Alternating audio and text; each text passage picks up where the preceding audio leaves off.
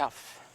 But everybody goes through it. Farmers go through it all the time. So, if it's not this, it's too much rain, floods, everything. So, it's life. Richard Blair always wanted to be a farmer.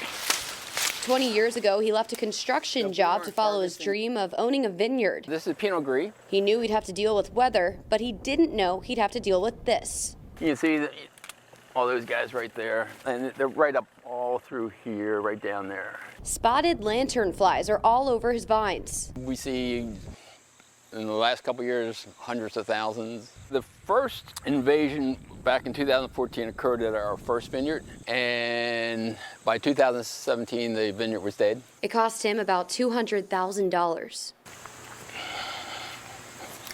It's life. Now Blair and his family are starting over. They've replanted and have more than 20 acres of new grapevines, but the spotted lanternflies are back.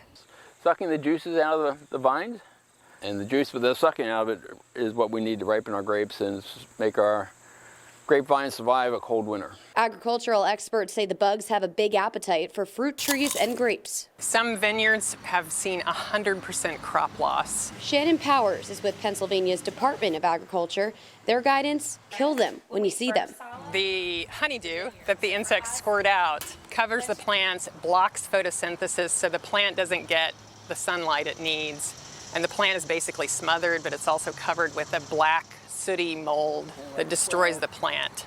So a vineyard, the bug sucks the sap out of the vine. It's a double whammy for grapes. Now they've spread to more than a dozen states. They're a threat to our economy as well as our quality of life.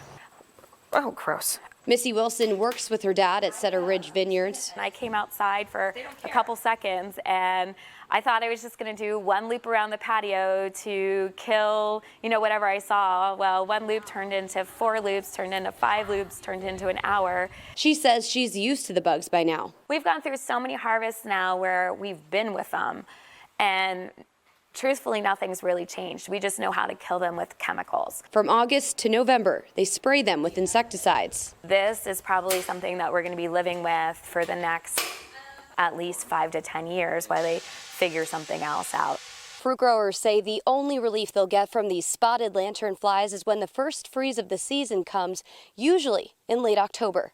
In Kutztown, Pennsylvania, Katie Byrne, Fox Weather.